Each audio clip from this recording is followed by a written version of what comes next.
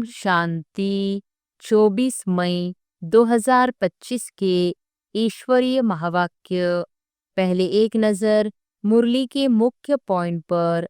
बाबा ने कहा, देही अभिमानी बनकर अर्थ सहित बोलो। जो आत्मस्मृति में रहता है वही हर शब्द का गूढ़ अर्थ समझकर बोल सकता है, बाकी सब अनर्थ है। अमृत वेले बाप को याद करना। अमृत वेले सभी व्यर्थ संकल्पों को लॉक करके केवल एक बाप को याद करो, जिससे योग अग्नि से विकर्म भस्म हो। मन मनाभव है सबसे श्रेष्ठ श्रीमत। बाप की सबसे ऊंची मत है, मुझे याद करो। यही तमोप्रधान से सतोप्रधान बनाने वाला वशीकरण मंत्र है। ज्ञान अर्थ सहित होता है, भक्ति अनर्थ पूर्ण। ज्ञान मार्ग में बाप जो भी सिखाते हैं वह अर्थ सहित है, जबकि भक्ति में अर्थ विहीन रस्म रिवाज है। और फिर बाबा ने कहा, पुरुषार्थ से ही भविष्य की कमाई संभव है। यह सोचना कि ड्रामा में जो होगा तो होगा, पुरुषार्थ को रोकता है। मेहनत से ही ऊंचा पद मिलता है। सबसे सच्चे दिल से पापों का हिसाब चुकता करो। दिन भर में जो भी पाप या दुख दिए हो, सच्चाई से बाप को सुनाओ और याद द्वारा हिसाब खत्म करो। बाप का आह्वान घड़ी घड़ी मुझे याद करो। जितना याद करेंगे उतना विकर्म विनाश होगा और आत्मा शक्तिशाली बनती जाएगी। ज्ञान से ही आत्मा को सद्गति मिलती है, प्रेरणा से नहीं। बाप प्रत्यक्ष रूप से आकर ज्ञान सुनाते हैं, जिससे आत्मा का कल्याण होता है। और फिर लास्ट में बाबा ने कहा, बाप, टीचर और सद्गुरु तीनों एक है। एक ही शिव बाबा टीचर, गुरु और बाप है, उनसे ही सब प्राप्तियां होती है। मूल आत्मचिंतन, मैं आत्मा हूँ, यह शरीर नश्वर है, आत्मा ही सब जानने वाली है। विकर्म भी आत्मा पर ही चढ़ते हैं। पुरानी दुनिया का अंत निकट है, नई दुनिया का निर्माण चल रहा है। यह महाभारत युद्ध अंतिम है, इसके बाद स्वर्ग की स्थापना होगी। सबसे बड़ी महानता है पावन बनना। अपवित्रता से ही दुख और अशांति उत्पन्न होते हैं, इसलिए पावनता ही सुख शांति की जननी है। और अब सुनते हैं महावाक्यों को विस्तार से। मुरली का सार। मीठे बच्चे, अमृत वेले अपने दूसरे सब संकल्पों को लॉकअप बंद कर एक बाप को प्यार से याद करो। बाप से मीठी मीठी रूह रिहान करो। प्रश्न है, तुम बच्चों की हर बात में अर्थ है, अर्थ सहित शब्द कौन बोल सकता है?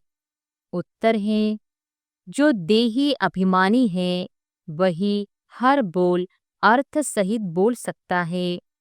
बाप तुम्हें संगम पर जो भी सिखलाते हैं वह अर्थ सहित है। देह अभिमान में आकर मनुष्य जो कुछ बोलते हैं वह सब अर्थ के बिना अनर्थ है। उससे कोई फल नहीं निकलता, फायदा नहीं होता। गीत है, नयनहीन को राह दिखाओ प्रभु। ओम शांति। यह सब गीत आदि हैं भक्ति मार्ग के। तुम्हारे लिए गीतों की दरकार नहीं है, कोई तकलीफ की बात नहीं। भक्ति मार्ग में तो तकलीफ बहुत है। कितनी रस्म रिवाज चलती है, ब्राह्मण खिलाना, यह करना, तीर्थों आदि पर बहुत कुछ करना होता है। यहाँ आकर सब तकलीफों से छुड़ा देते हैं। इसमें कुछ भी करना नहीं है। मुख से शिव शिव नहीं बोलना है। यह कायदे मुजिब नहीं, इनसे कोई फल नहीं मिलेगा।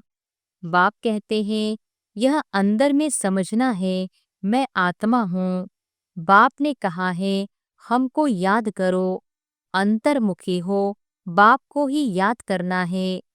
तो बाप प्रतिज्ञा करते हैं, तुम्हारे पाप भस्म हो जाएंगे। यह है योग अग्नि, जिससे तुम्हारे विकर्म विनाश हो जाएंगे। फिर तुम वापिस चले जाएंगे। हिस्ट्री रिपीट होती है। यह सब अपने साथ बातें करने की युक्तियां हैं। अपने साथ रूह-रिहान करते रहो। बाप कहते हैं, मैं कलप कलप तुमको यह युक्ति बताता हूँ। यह भी जानते हैं, धीरे धीरे यह झाड़ वृद्धि को पाएगा। माया का तूफान भी इस समय है, जबकि मैं आकर तुम बच्चों को माया के बंधन से छुड़ाता हूँ। सतयुग में कोई बंधन होता नहीं। यह पुरुषोत्तम युग भी अभी तुमको अर्थ सहित बुद्धि में है। यहाँ हर बात अर्थ सहित ही है। देह अभिमानी जो बात करेंगे सो अनर्थ, देही अभिमानी जो बात करेंगे अर्थ सहित, उनसे फल निकलेगा। अब भक्ति मार्ग में कितनी डिफिकल्टी होती है। समझते हैं तीर्थ यात्रा करना, यह सब भगवान के पास पहुंचने के रास्ते हैं। परंतु बच्चों ने अब समझा है, वापिस कोई एक भी जा नहीं सकता। पहले नंबर में जो विश्व के मालिक लक्ष्मी नारायण थे, उनके ही 84 जन्म बता देते हैं। तो फिर और कोई छूट कैसे सकता। सब चक्र में आते हैं तो कृष्ण के लिए कैसे कहेंगे कि वह सदैव कायम है ही है। हाँ, कृष्ण का नाम रूप तो चला गया, बाकी आत्मा तो है ही, किसी न किसी रूप में। यह सब बातें बच्चों को बाप ने आकर समझाई है, यह पढ़ाई है। स्टूडेंट लाइफ में ध्यान देना है। रोजाना टाइम मुकर्रर कर दो अपना चार्ट लिखने का। व्यापारी लोगों को बहुत बंधन रहता है, नौकरी करने वालों पर बंधन नहीं रहता। वह तो अपना काम पूरा किया खलास। व्यापारियों के पास तो कभी ग्राहक आए तो सप्लाई करना पड़े। बुद्धियोग बाहर चला जाता है तो कोशिश कर समय निकालना चाहिए।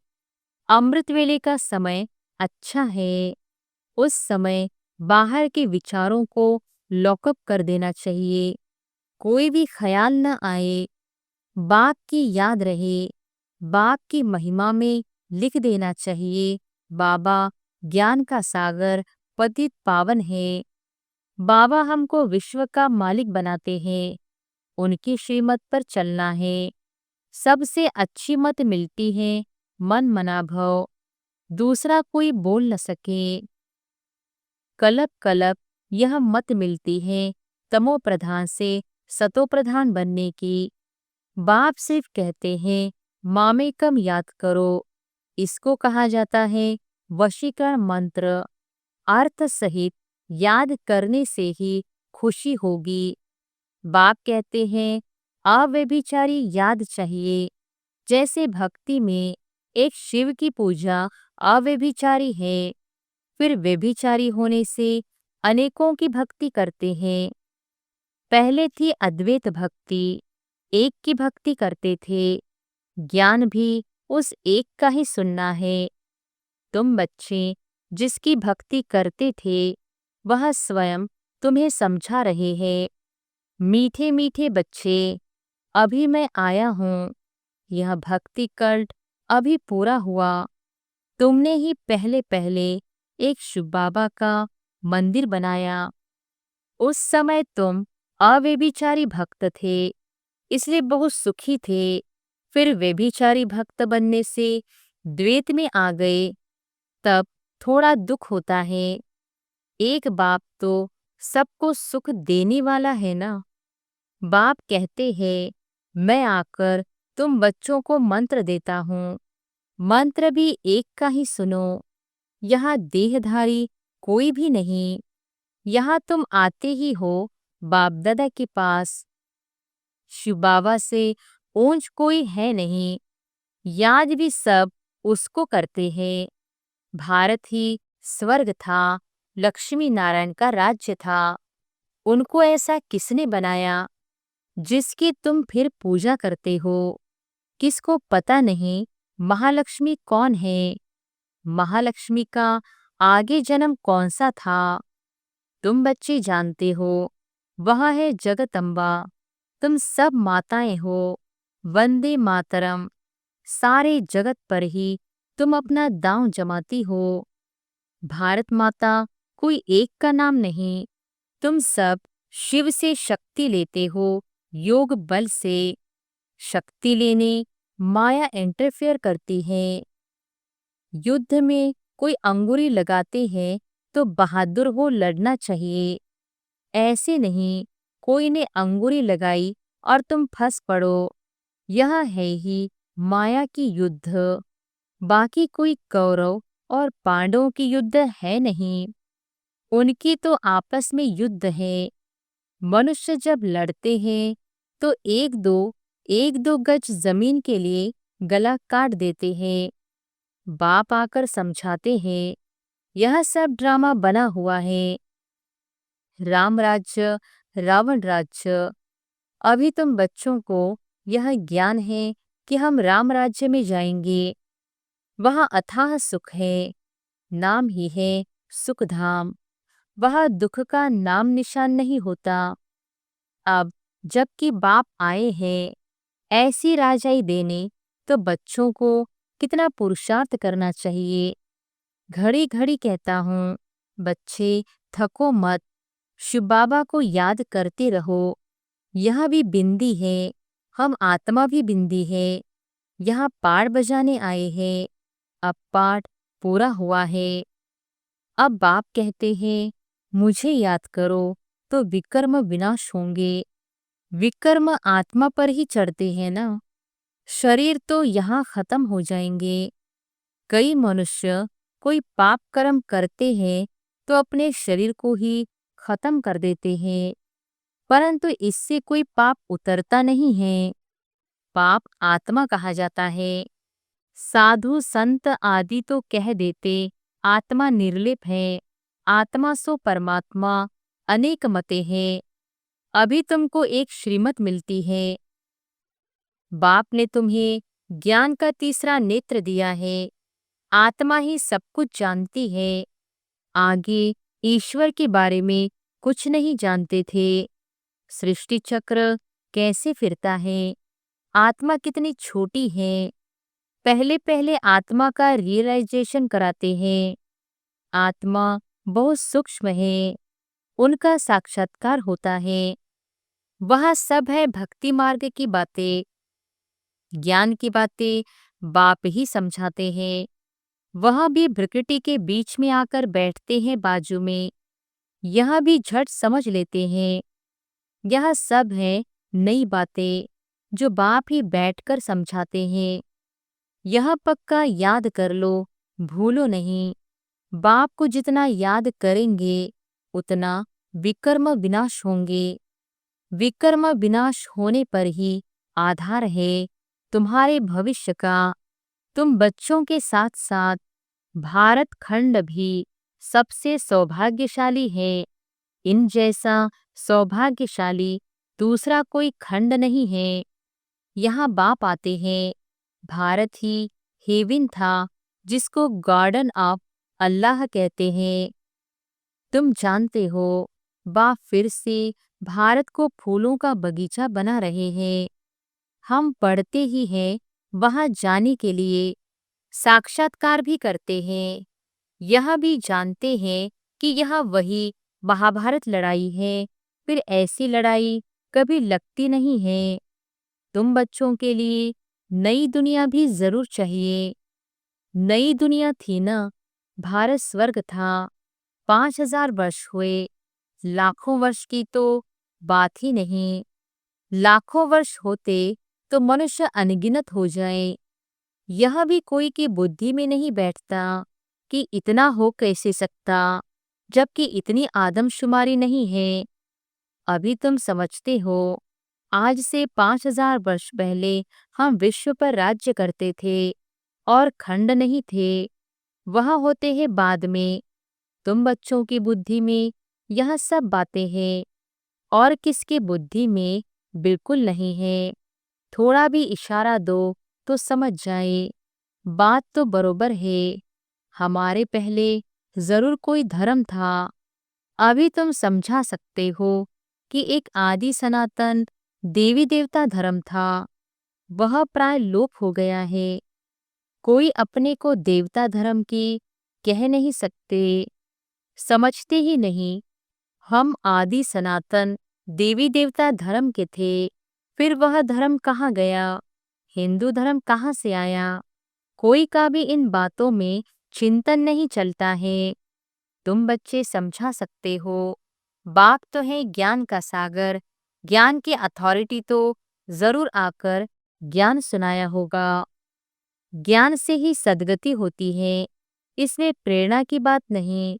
बाप कहते हैं जैसे अब आए हैं वैसे कलप कलप आता हूँ। कलप बाद भी आकर फिर सब बच्चों से मिलेंगे। तुम भी ऐसे चक्र लगाते हो, राज्य लेते हो, फिर गवाते हो। यह बेहद का नाटक है। तुम सभी एक्ट्रेस हो। आत्मा एक्टर होकर क्रिएटर, डायरेक्टर, मुख्य एक्टर को न जाने तो वह क्या काम की। तुम बच्चे जानते हो कैसे आत्मा शरीर धारण करती है और पार बजाती है। अब फिर वापस जाना है। अब इस पुरानी दुनिया का अंत है। कितनी सहज बात है। तुम बच्चे ही जानते हो। बाप कैसे गुप्त बैठे हैं। गोदरी में करतार देखा। अब देखा कहे या जाना कहे, बात एक ही है। आत्मा को देख सकते हैं परंतु उससे कोई फायदा नहीं है। कोई को समझ में आ न सके। नौदा भक्ति में बहुत साक्षात्कार करते हैं। आगे तुम बच्चे भी कितने साक्षात्कार करते थे। बहुत प्रोग्राम आते थे। फिर पिछाड़ी में यह खेलपाल तुम देखेंगे। अब तो बाप कहते हैं पढ़कर होशियार हो जाओ। अगर नहीं पढ़ेंगे तो फिर जब रिजल्ट निकलेगी तो मुंह नीचे हो जाएगा। फिर समझेंगे हमने कितना समय वेस्ट किया। जितना जितना बाप की याद में रहेंगे, याद के बल से पाप मिट जाएंगे। जितना बाप की याद में रहेंगे उतना खुशी का पारा चढ़ेगा। मनुष्य को यह पता नहीं है कि भगवान को क्यों याद किया जाता है। कहते भी हैं तुम माता पिता अर्थ नहीं जानते। अभी तुम जानते हो। शिव के चित्र पर समझा सकते हो। यह ज्ञान का सागर पतित पावन है। उनको याद करना है। बच्चे जानते हैं वही बाप आया है सुख घनेरे का रास्ता बताने। यह पढ़ाई है। इसमें जो जितना पुरुषार्थ करेगा उतना ऊंच पद पाएगा। यह कोई साधु संत आदि नहीं जिसकी गद्दी चली आई हो। यह तो शिव बाबा की गद्दी है। ऐसे नहीं यह जाएगा तो दूसरा कोई गद्दी पर बैठेगा। बाप तो सबको साथ ले जाएंगे। कई बच्चे व्यर्थ ख्यालातों में अपना समय वेस्ट करते हैं। सोचते हैं खूब धन इकट्ठा करे, पुत्र पोत्रे खाएंगे, बाद में काम आएगा, बैंक लॉकर में जमा करे, बाल बच्चे खाते रहेंगे। परंतु किसको भी गवर्नमेंट छोड़ेगी नहीं। इसलिए उसका जास्ती ख्याल न कर अपने भविष्य कमाई में लग जाना चाहिए। अब बच्चों को पुरुषार्थ करना है। ऐसे नहीं कि ड्रामा में होगा तो करेंगे। पुरुषार्थ बिगर खाना भी नहीं मिलता। परंतु किसकी तकदीर में नहीं है तो फिर ऐसे ऐसे ख्यालात आ जाते हैं। तकदीर में ही नहीं है तो फिर ईश्वरीय तदबीर भी क्या करेंगे। जिनकी तकदीर में है वह अच्छी रीति धारण करते और कराते हैं। बाप तुम्हारा टीचर भी है, गुरु भी है, तो उनको याद करना चाहिए। सबसे प्रिय बाप, टीचर और गुरु ही होते हैं। उनको तो याद करना चाहिए। बाबा युक्तियां तो बहुत बतलाते हैं। तुम साधु संत आदि को भी निमंत्रण दे सकते हो। अच्छा। मीठे मीठे सिकिलधे बच्चों प्रति माता पिता बाप दादा का याद प्यार और गुड मॉर्निंग। रूहानी बाप के रूहानी बच्चों को नमस्ते। धारणा के लिए मुख्य सार। पहली पॉइंट, पुरुषार्थ कर अपनी भविष्य कमाई में लग जाना है। ड्रामा में होगा तो कर लेंगे यह कहकर पुरुषार्थहीन नहीं बनना है। दूसरी पॉइंट, सारे दिन में जो भी पाप होते हैं या किसी को दुख देते हैं तो नोट करना है। सच्चाई से बाप को सुनाना है। साफ दिल बन एक बाप की याद से सब हिसाब चुकतो करने हैं। वरदान है, ताज और तख्त को सदा कायम रखने वाले निरंतर स्वतः योगी भव। ताज और तख्त को सदा कायम रखने वाले निरंतर स्वतः योगी भव। वर्तमान समय बाप द्वारा सभी बच्चों को ताज और तख्त मिलता है। अभी का यह ताज व तख्त अनेक जन्मों के लिए ताज तख्त प्राप्त कराता है। विश्व कल्याण की जिम्मेवारी का ताज और बाप दादा का दिल तख्त सदा कायम रहे तो निरंतर स्वतः योगी बन जाएंगे। उन्हें किसी भी प्रकार की मेहनत करने की बात नहीं, क्योंकि एक तो संबंध समीप का है, दूसरा प्राप्ति अखूट है। जहाँ प्राप्ति होती है वहाँ स्वतः याद होती है। स्लोगन है, प्लेन बुद्धि से प्लान को प्रैक्टिकल में लाओ तो सफलता समाई हुई है। प्लेन बुद्धि से प्लान को प्रैक्टिकल में लाओ तो सफलता समाई हुई है। अव्यक्त इशारे, रूहानी रॉयल्टी और प्यूरिटी की पर्सनालिटी धारण करो। दुख अशांति की उत्पत्ति अपवित्रता से होती है। जहाँ अपवित्रता नहीं वहाँ दुख अशांति कहाँ से आई। आप सब पतित पावन बाप के बच्चे मास्टर पतित पावन हो, तो जो औरों को पतित से पावन बनाने वाले हैं वह स्वयं तो पावन होंगे ही। ऐसी पावन पवित्र आत्माओं के पास सुख और शांति स्वतः ही है। सबसे बड़े ते बड़ी महानता है ही पावन बनना। आज भी इसी महानता के आगे सभी सिर झुकाते हैं। अच्छा, ओम शांति।